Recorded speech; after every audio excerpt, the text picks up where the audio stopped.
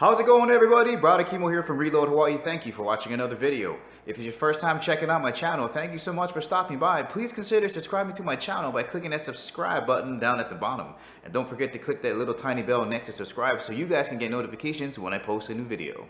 I've been waiting a super long time to do this next review. I finally got a hold of one of these guys. This is a Kimber Gold Match 2, thanks to Brother Curtis out there. Sells for around maybe 1,250 bucks. I'm going to put this up against my Turkish 1911 from Tisas. $350. Now, if you haven't seen the rest of my 1911 videos, I take that same low-end 1911 and I put it up against a Colt 1911 and a tricked out Springfield competition ready 1911. Well, now it's Kimber's turn. Can this $1,250 1911 keep up with a $350 Tisas? Let's find out.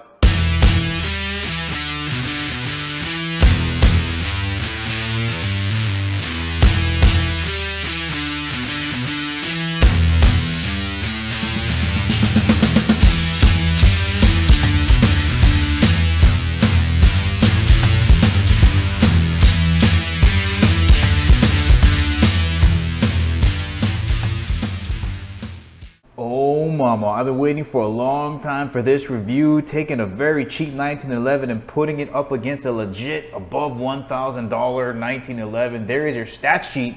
Let's have a closer look at them side by side. All right, let's have a look. We got the Tisas here for $350 and the Kimber Gold Match 2 for $1,250. Holy cow, that's expensive, but check out the finish. High polish bluing on this guy. Look at the Kimber engraving. Man, that is beautiful work. Got Gold Match 2 right here on that side. Just well done there. That's one of the most obvious things that you can see when looking at these guys versus the Parkerization on here. It's very durable. So if you just want something to bang around and you're somebody that just really likes to bang their stuff around, get something with a Parkerized finish. Don't go bluing or high polish. It's going to just really piss you off. Or if you're OCD and you don't like the way that the fingerprints get picked up, I think the newer Kimber Gold Match 2s come in a matte finish, so you don't have to worry about all the fingerprints getting picked up.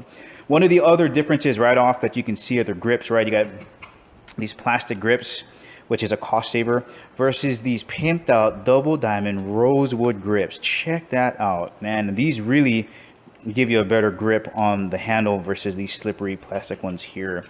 Since we're back here, let's talk about the back half of this. You got skeletonized hammer. You have a beaver tail, extended beaver tail here, which is great. I'm going to show you on just a second.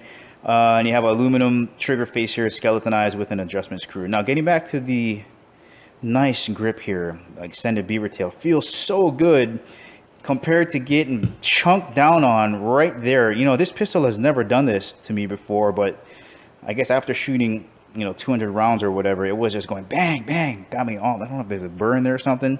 But again, $350 versus $1,250. That is a welcome support to have in your hand with that extended beaver tail. Magazines releases are the same. Ambidextrous safeties here, right, on both sides here versus just having them on one side here. Here. And sights, standard GI sights, adjustable for windage, left and right.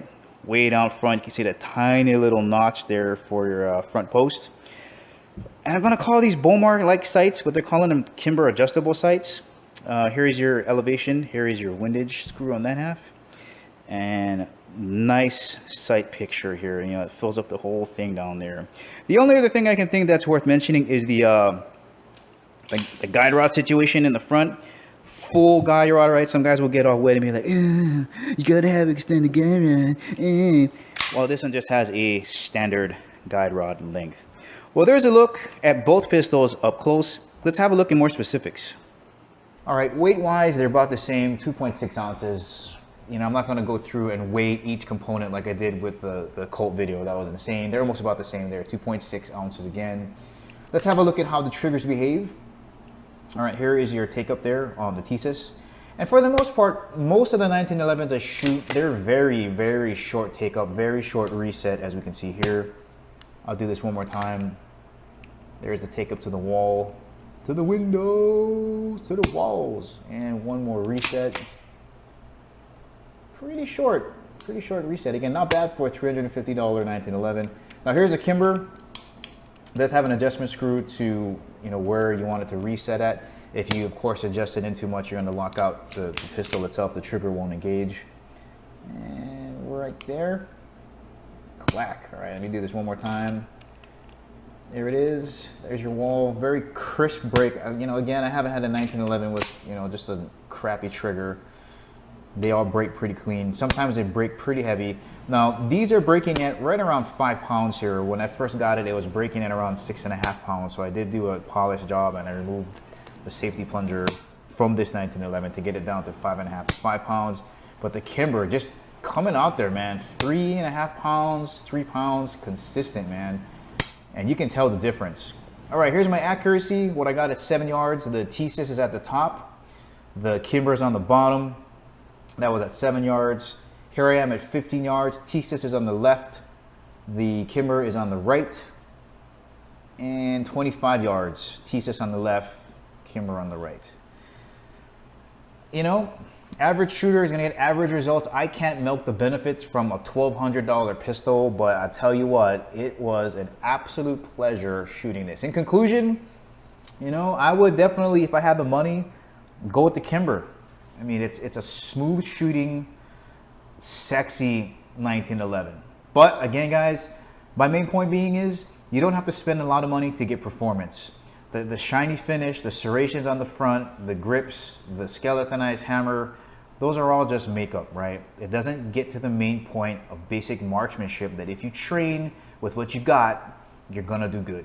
Guys, that's the ending of this review. If you liked it, please share it as much as possible. Give me the thumbs up, like it, like it, like it. If you haven't subscribed to my channel, please do. And as always, I will catch you guys later.